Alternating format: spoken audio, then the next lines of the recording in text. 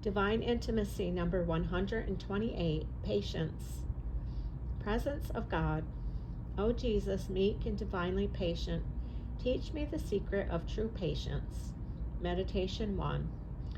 Patience is the virtue which makes us accept, for love of God, generously and peacefully, everything that is displeasing to our nature, without allowing ourselves to be depressed by the sadness which easily comes over us when we meet with disagreeable things. Patience is a special aspect of the virtue of fortitude, which prevents our deviating from the right road when we encounter obstacles. It is an illusion to believe in a life without difficulties. These are usually all the greater and the more frequent as our undertaking are more generous. Great works, magnanimous and heroic virtues always grow in the midst of difficulties. In the presence of these, fortitude has a double function, to face them and to bear them. Many difficulties are surmounted and overcome by an act of courage. Others, on the contrary, cannot be mastered. We must learn to bear with them. And this is the role of patience, an arduous task, because it is easier to face obstacles directly than to support the inevitable oppositions and sufferings of life, which in time tend to discourage and sadden us. Only by fixing our glance on Jesus, the divinely patient one, can we learn to practice patience. When we see him who came into the world to save us, living from the first moment of his earthly existence in want, privation, and poverty, and later in the midst of misunderstanding and persecution, when we see him become the object of the hatred of his own fellow citizens, calumniated, doomed to death, betrayed by a friend, and tried and condemned as a malefactor, our souls are stirred. We realize that we cannot be his disciples unless we follow the same road. If Jesus, the innocent one par excellence, bore so much for love of us, can we sinners, who are deserving to suffer, not endure something for love of him? Whatever the total of suffering in our lives, it will always be very small and even nothing compared to the infinite sufferings of Jesus. For in his passion, Christ not only endured the suffering of one life or of several human lives, but that of all mankind. Meditation 2. Whoever wishes to become patient must, first of all, look at the motives for suffering in the profound light of faith. This superior illumination will make the soul understand that everything that happens in life is always permitted by God and is solely for its good. It is true that very often suffering and hardship come to us through secondary causes, but that makes little difference when we realize that everything comes from our loving Father in heaven, who uses these painful circumstances to help us to become more virtuous. If we wish to live only for God, we must never stop to consider the human causes of our sufferings. We must accept all from his hands, simply repeating, Dominus est, it is the Lord.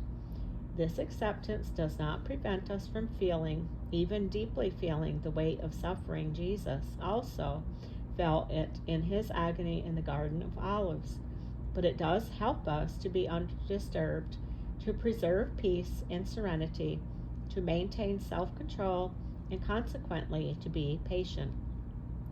In order to begin to practice patience, we must try to bear daily annoyances and sufferings resignedly, without complaint, knowing that divine providence does not permit any trial that will not be a source of good for us. In the beginning, and even for a long time, we may experience a great repugnance for suffering. Nevertheless, if we try to accept it as we should, with constancy, peace, and submission to the divine will, we shall gradually be cognizant of the great spiritual profit that flows from it. We shall feel more detached from creatures and from ourselves, and closer to God. Then shall we come to value suffering spontaneously, and later, having experienced its spiritual fruitfulness more completely, we shall finally come to love it. But let us have no illusions. The love of suffering is the summit of patience. It is the fruit of patience brought to perfection. To reach this height, we must begin with a much humbler practice, that is, the peaceful and uncomplaining acceptance of everything that makes us suffer. Colloquy. O Jesus, for love of you and with your help, I wish to suffer in peace all the contradictions of my life. Your thoughts are not our thoughts. Your ways are not our ways. You offer us a cup so bitter that our feeble nature cannot bear it. But I do not want to draw back my lips from the cup prepared by your hand. You have taught me the secret of suffering in peace.